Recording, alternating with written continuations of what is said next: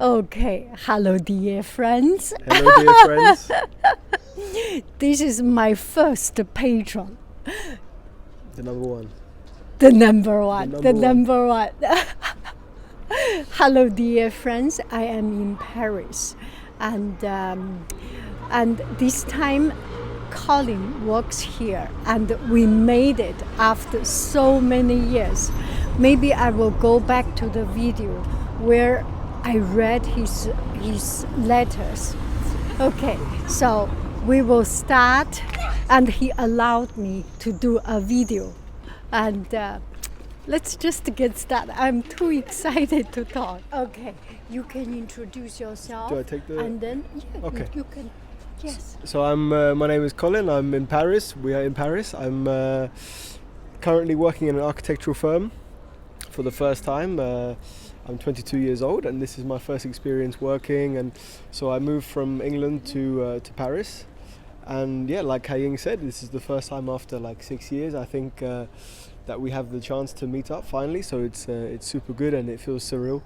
As I'm sure anybody else who's met Haiying knows, it's a very finally when you see Haiying in person after not being in the videos. But it's super nice. Like it's the perfect weather, and so yeah. Any questions? Yes. Okay.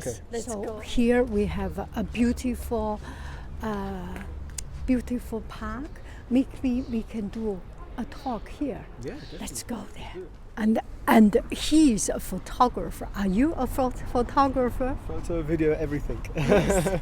Everything with pictures and moving pictures is me. Yeah. And painting.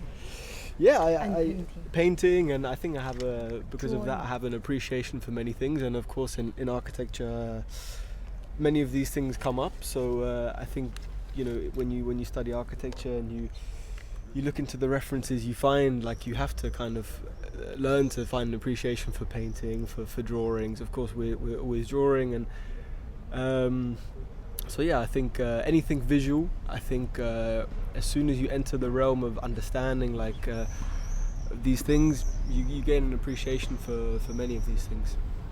Yes, this time coming to Paris Yeah. and coming to Europe, a lot of cathedral, a lot of old things, a lot of history, just Yeah. thousands of years of history Mm-hmm. distilled, and it's such a beautiful thing.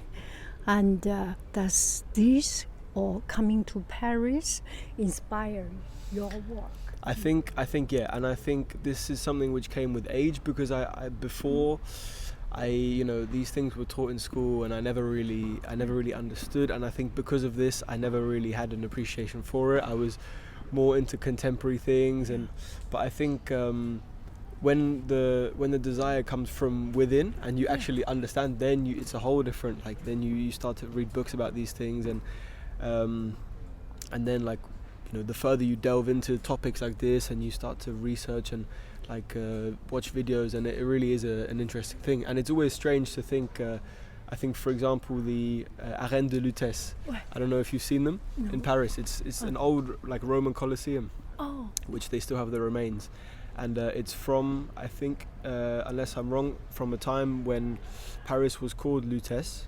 wait, Lutèce. Yeah, and when you go there, like you watch old photos and old videos of how this thing used to be used for gladiators, and you still see Yeah. the cages and stuff, and you realize like it's crazy to even get your mind around these things, that one day like thousands of years ago there was like gladiators fighting with lions in the exact same place, where now it feels so like we're so used to it.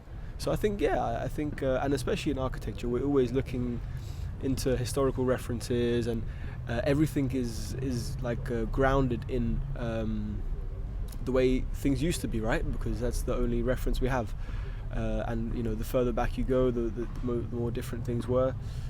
But actually, it's interesting because I think it's a similar thing for movies for me, because I think I never used to have an appreciation for older movies. I think I was always like but then with time, as I matured, I understood actually that many of the things that I liked in modern movies originated from old movies. And like for example, I was watching movies of Alfred Hitchcock. Yeah. Yeah. And I mean, like at first I was a bit skeptical, but then you realize, and when you really like, when the desire comes within and you understand, then it's a whole different story. And it's the same with everything. With when you come to Paris and you start to understand the historical references and with the buildings, it's super. I remember there was one day I was walking in San Francisco. There are some beautiful buildings 100 years ago. And then there are some functional building, square, block. And then there was one guy said, this is such ugly. Why we make so ugly building? And I find it actually interesting when you know the development of architecture. And I want to hear you. I think for me, this is the most obvious in the houseman, the typical Parisian houseman buildings. I walk past so many places where they've knocked down an old houseman building and replaced it with something new, and it's such a shame because, like, I've never been somebody for like for detail in architecture. Usually, like I'm very like.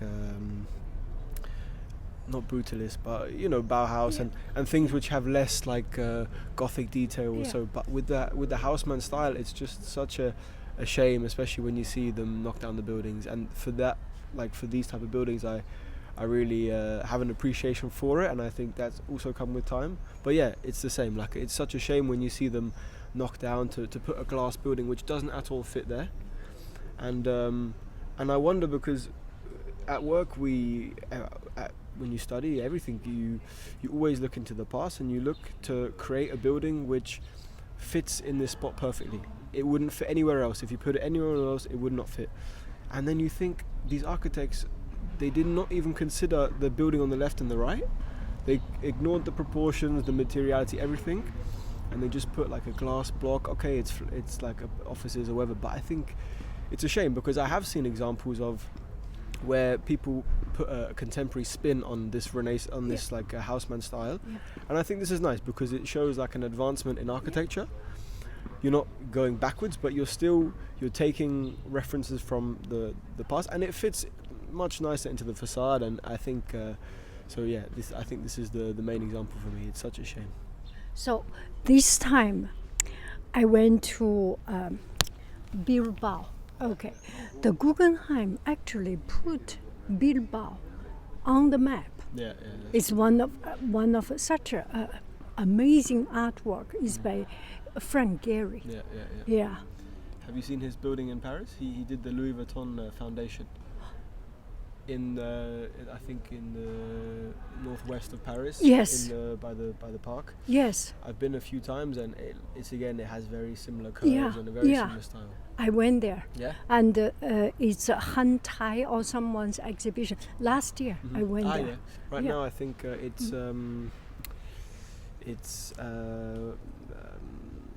Andy Warhol and Basquiat exhibition. Oh yes, Basquiat. Yeah. I went with my brother. My brother loves Andy Warhol's art, and we went together, and he loved it. He was taking photos of every artwork, and we were taking pictures of him in front of it. He loved it. Yeah. I had hard time to understand it. It's like this, I think. But again, I think this is a thing where these are two artists who learn to think like children again, and this is I think the hardest point of art in general. I think you progress and your skills become better, and you get to a point where you can do realistic things, or you can paint like super colors and like a super scene, and then you have to unlearn all of this to again like Picasso did. And I think this is the level above, above this. And it's the same in architecture. You have super crazy buildings and that, but then actually when it gets to a level where you're so advanced that actually you begin to pull back your skills again, and it's a very interesting concept. That's eye-opening for me. Yeah. Okay, so now we will talk about your life. Let's do it. The art and things goes a bit too deep. Yeah, it can go very deep. That's true. You come to here to start a new life, career. Is there anything you want to talk about? What inspired you to make such decision? And what do you find? Something hard, something make you happy, anything. Yes. I mean, it's like the reason why for me was very simple, because it was something I always wanted to do, because of my family and because we are the only ones in England out of my whole family. The rest of my family is in Germany or Switzerland. So for me, I always knew that I maybe belonged more in Central Europe. And then I said to myself, one day I'll do it, one day.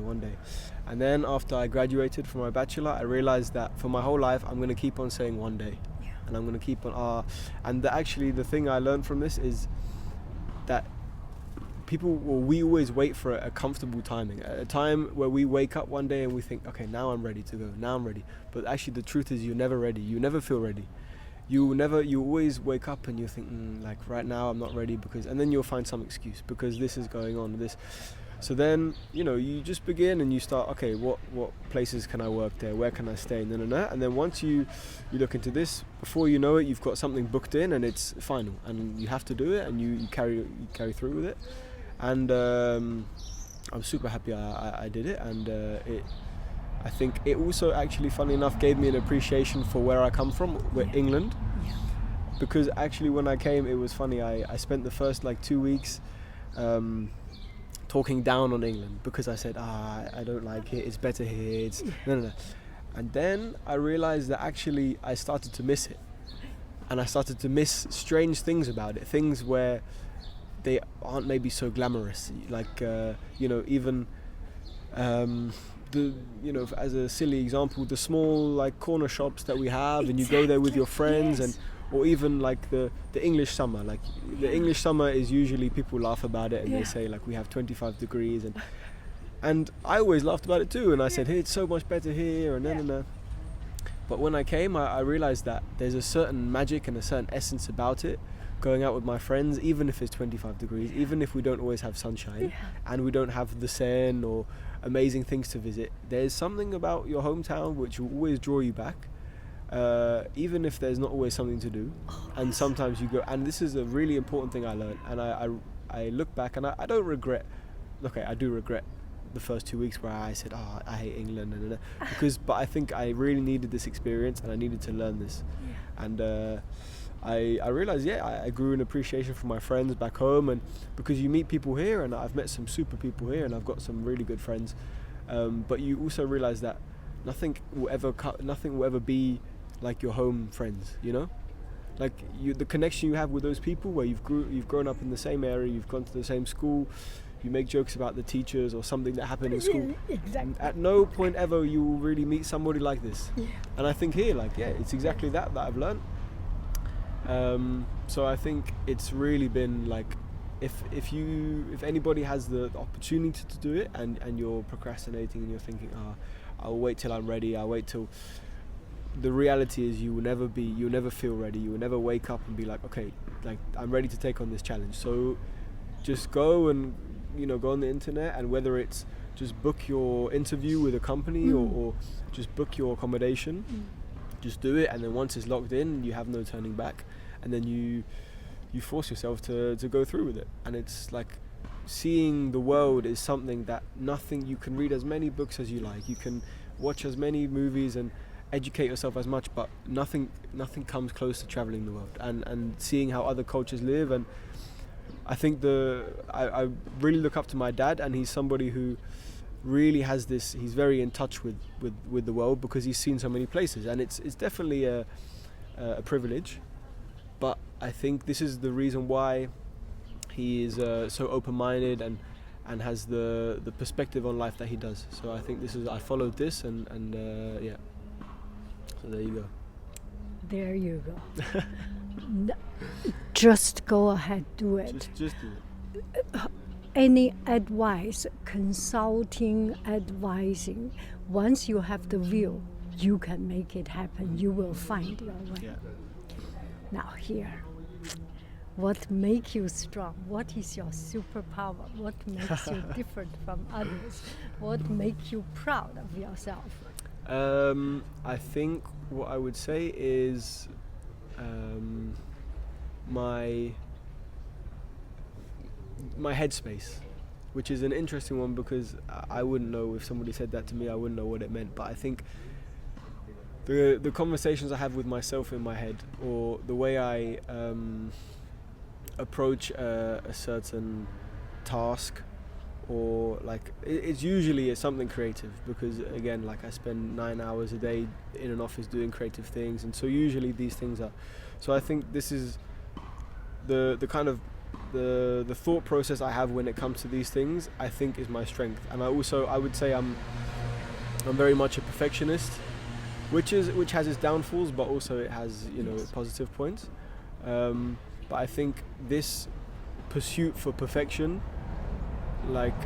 helps me, because I will never give in something or post something or do something until I think it's perfect. And sometimes, for example, I'll upload a video I made, and then 10 minutes later I'm watching it back like 5 times. I'm like, no, like I need to take it down. This one thing is really bugging me, because once you put it out in the world, it's always there. You can never take it back. So I would say this is I would say my headspace is my strength, and the way I tackle or I approach certain tasks, and I guess also my motivation to do things comes from a similar area, a similar reason. So I think this would be my strength. Now let me talk about your strengths. Please, yes. That letter touched me profoundly. That's so much courage to write, and such eloquent and so beautifully written. And I can see this is such a beautiful inner landscape. And you are doing it so beautifully. And just the courage to write at that. You are only 18 something. Yeah, I was when I wrote the letter, I was I think 19. Yeah. Yeah. And you have no fear or something, or because you know Haiyin already. I think you make people very comfortable. So people feel like they can approach you and they won't be. But like everything I said in the letter was completely like written from the like. Completely truthful. Yes. And it got to a point where I was like, I really need Haiying to know the importance, because I think for you this is the only thing you have. The reaction from the people who watch you. Yes. This is like what builds you, and it will help you to find the motivation to keep making videos and it's needless to say, but your channel is completely different from anything I've ever seen on YouTube, and I've never found a second Haiying, and I never will, and nobody ever will. And it's exactly this, like it's not the content where it's a what do you call it, when the thumbnail was super clickbait. It's not clickbait, and it doesn't make you like big font like in capital letters. Please click this video. You come there, and I think it's a lot deeper than it seems. Like you learn things about life, and like I said in the letter, I think something I learned from you is just the slowing down. I think because we're my age, especially, like everything is so fast. Everything, especially at uni at the time, like things were going super fast, and I never took the time to appreciate the small things. And this is probably, if I were to put my number one lesson that I've learned from you, it would be, what I really admire about you is your how such a small thing can make you super grateful and happy. When you buy something, you look at the packaging, and it makes you so happy when you just looking at the packaging and the design and the way something is wrapped, and I think this is something, because nowadays we're so caught up in buying a new phone and buying a new this and buying a new that, because we crave these dopamine rushes every time we buy something. But for you, like I really learned to you slow down, you you drink your tea and you look at the thing you've just purchased or a magazine and take an hour to look through it and look at every small thing. And I remember one time you said something. You said I think you bought a tea bag, or you bought some tea, and you said the reason why this tea is special is because I have one of it. If I had 50 packets of this tea, it would not be special, and I wouldn't appreciate it. I wouldn't value it. Yeah. But because we often find something we like and we want to buy more of it. We're greedy people, and we want to like this. Having this thing made me so happy. If I buy another one, it will make me happy again. But I think the magic is in just having one of it, and taking a long time to appreciate every small detail of it. And I mean, there's so much you can learn from watching your videos, and it's funny because many people I think might not understand, but the ones who do, they're there and they're every day they're learning things, and Oh, this touched me so much. This might be a tough one. Okay. You are a very happy person. You are a very positive person, and something that make you unable to sleep, make you unhappy, make you angry, make you sad, make you negative. Yeah. You're right, it's a tough one. I would say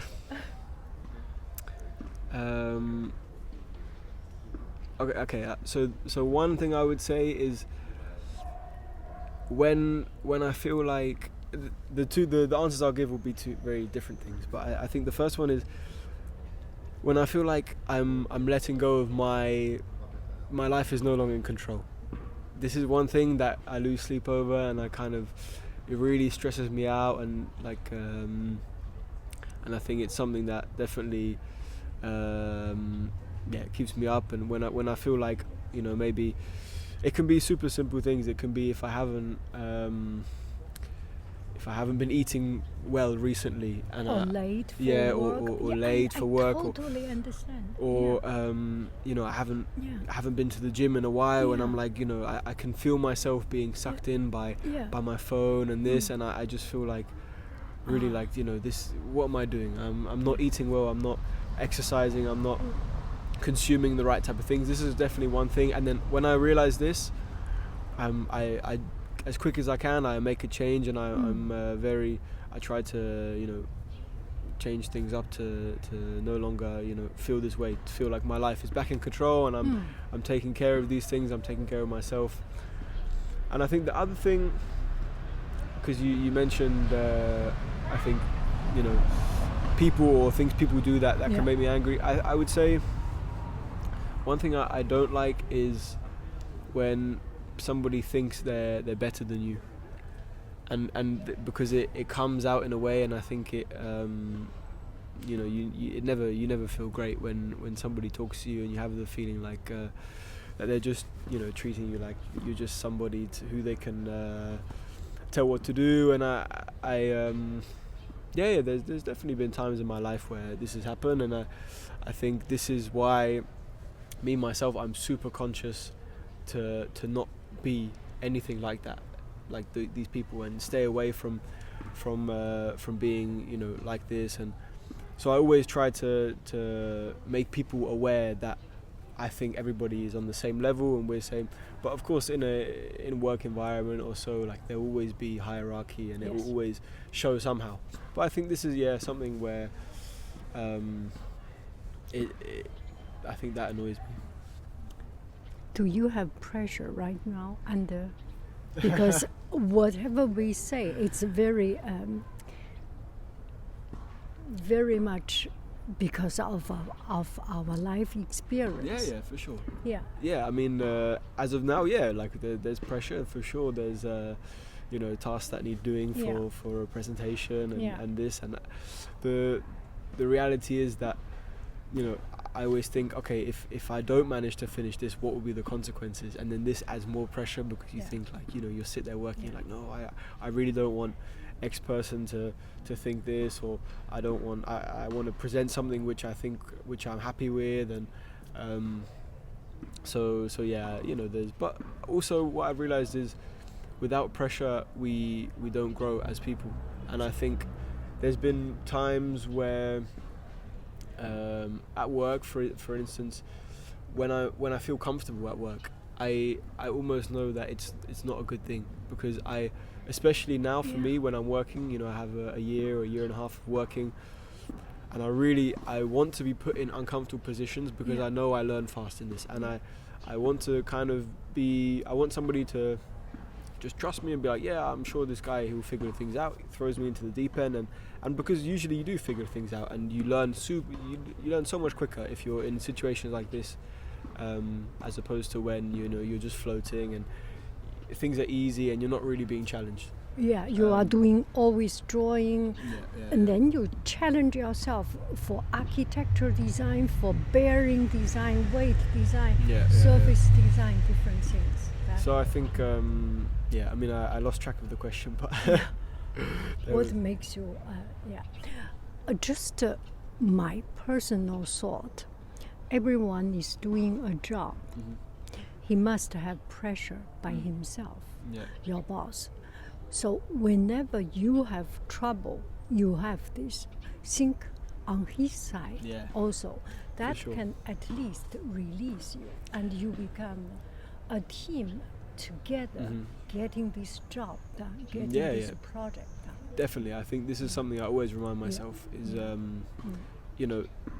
they're always the people who are putting you under pressure are always under pressure themselves. Exactly. They're always like caught in their own trap. So at the end of the day, like it's just people are relaying the pressure, and so it's like we're all in the same position. I think, and it's important to remember that when we are, otherwise it turns into hatred, and it's not at all healthy to even let your mind get to that point where you're like And it's a chance for you to be a bigger person, to be better under pressure, and release him a little bit. You will be taking great responsibility in the future, or even now. So. Yeah, no, for sure. Oh, so good, so good. Times I've seen you interview people and you talk to people, and now I think I've still not processed. It's you you understand. It's amazing to be here with you. So it's so good. Do you plan to? What is your plan for the future? Keep on in this job, in this place, or starting to try something new, try something different? Or is that too early? I think I definitely have a future plan. I think it helps me to adjust myself and the way I work, and in order to reach my future ambitions. And so I think the place I work right now is amazing. I love it, and every day, to be honest, really every day I wake up and I really want to go to work, and this is such a blessing, because sometimes, or a lot of the time actually, I wake up and I pinch myself, because I'm doing exactly what I wanted to do. 1 year ago, if you asked me what do you want to do, it would be this, and I think we lose track of this. At one point when I was doing this whole interviews and looking to make the move, at one point everything fell through, and it wasn't going to happen because of documents, and so it wasn't going to happen, and I was just going to have to find something in England, and I was heartbroken. I was really, and I believe that God put me through this in order to have an appreciation for now. I think if this hadn't have happened, I wouldn't have valued it as much as I do now. So sometimes I remember one time I was walking home from work, and it was a long day, but I was walking on Pont Neuf, and you have the Eiffel Tower, and it's sparkling and has this thing, and I'm walking, and I said to myself, I'm walking home from work right now in Paris, in a job I love, what more could I want? And really, it's true, because I think we always want more. So it's really important to think about a time where you wanted the thing that you have now. And I think when I heard this, it really it's stayed with me since, because at one point we always wanted the thing we have now, and we lose track of this, and we we want more, and the grass is greener on the other side. So yeah, back to your question, I think I would love to stay in Paris, and I think I will definitely return after maybe I even study here, and I think like I'm super happy with the job, and I enjoy it, and I wake up and I'm excited to go, even on days where it's not going to be the most amazing day, but you're still there, you're still sat there doing something which actually you really enjoy. And I think we go through school, and we go through in England A-levels, and each time where you pass one of these exams and you go into your next phase, your life filters down a bit. So you start off and you have 5 subjects you don't like, and then in the next stage you choose 3 subjects, so you have even less subjects you don't like. And now I do 1 subject a day, and it's the subject I love, so there's nothing I don't like, so I'm super blessed to be here, and I remind myself of this all the time, and it's also something that not everybody is able to do, because some people are stuck at home with problems and have to take care of family, and so traveling and being able to go abroad, it's a blessing. And actually I have a lot of friends who they've had problems with their passport because of visas, and this is another thing where I think I never appreciated how valuable it is, because I've never had these problems, and some of my friends they really it's difficult for them to travel, and and they have to ask for a visa, and so this is another thing where you just take it for granted, and you just say, okay, I take my passport and I go here. It's for some people it's really not possible. So our dream can be doing something different, starting something new. Our dream can be just living every day the best of life, and that is, I think I'm so happy for you. Thank you. But I hope in the future to everyone has the dream of opening their own architectural firm, and being the kind of person who makes the decisions, and it's a lot of responsibility, but also it means that you're no longer the person who's following orders, but rather you are able to realize your own designs, and everything comes from you, because but I'm super lucky in the place I am now. I have enough freedom to be able to design, as opposed to just follow orders and be like a cog in the system. But for the future, this is my plan, and I hope to maybe stay in Central Europe, in Switzerland, or closer to my family. But I do really miss my friends back home. So I will travel around the world to follow your architectural design. Yes, please. You told me, I think at one point, that your sister was an architect, right? Yes. Later I will show you some. Please, I'm very curious. Yeah. So what do you like about living in Paris? Let's come here. There is always something to do. I think there is never a point where you find yourself with sitting at home where you really have nothing to do. And I think especially with work, you're instantly brought into a friendship group, into a group where you can go out and do things. And I mean, it's I think, as opposed to where I grew up, there are so many parks and really nice places, and you have the river to just sit by, and when it's exactly like now, when it's sunset, there's nothing nicer than to stay by the river, and I think it's really, there's so much to do, and everything is super nice, and So you bring it all the time. Yeah. This is another thing. I think as somebody who's always making videos and photos, here you can never run out of things to film and photograph, and there's so many interesting movie opportunities or so. But also another thing I've realized with Paris is, when you're here, it feels like the whole world revolves around Paris. 2 weeks ago there was the fashion, the Louis Vuitton fashion walkway on the Pont Neuf, and you see everybody here, and I've bumped into some famous people who I never thought I would meet, and it's for me, growing up in a small town, I'd never had this before. People come to the city, and it's always nice to see people come here with their family on holiday, because you know they are very relaxed people, and they're enjoying their holiday, so they're not super stressed. And actually, people say Parisians are like super rude.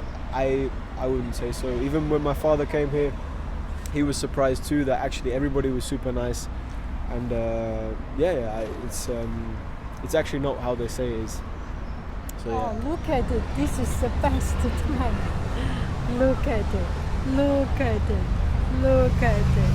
Oh, this is the best time. Now it's such beautiful golden sunshine. Yes. We will say bye-bye. Goodbye, guys. Bye-bye. Bye-bye. Okay, so our meetup ended at this beautiful golden hour. And Paris looks just incredibly beautiful. It's like a piece of impressionist painting, and it's so real, it's so lively. It is this moment when people enjoy life, when people sit together, have a chat, have a drink, that happy singing, dancing. It is this moment that connect us all together. We all share this beautiful sense, the sense of life. And it's just so incredibly beautiful and inspiring. For me to meet people, to meet my very dear friend, to meet our YouTube family. And this is the highlight of my trip, of my everyday life. I am so grateful. So, if you have something want to share your story, to share your struggle, to share your unique life, to inspire others, write me a message. If you are in Paris, we can try to make a meetup.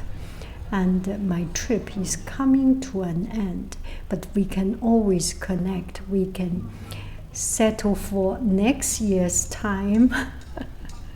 And we can do a Zoom call. But still, seeing face to face is just so real. I have the chance to ask questions just randomly and out of the synergy of that moment, which is so important, so cherishable. And if you want to support me and keep this program going, keep my travel going, you can go to my Patreon. I put my Patreon link under the description of this video, or you can just directly donate. And I put the donation link under the description of the video also. And if you are not in the mood of making those kind of donations, spread the goodness, spread some words, put my video on social media, link to different place, and let's make it happen. Let's dream together. Thank you very, very much. I love you. I really do. Do. The following video is I read the letter from Colin.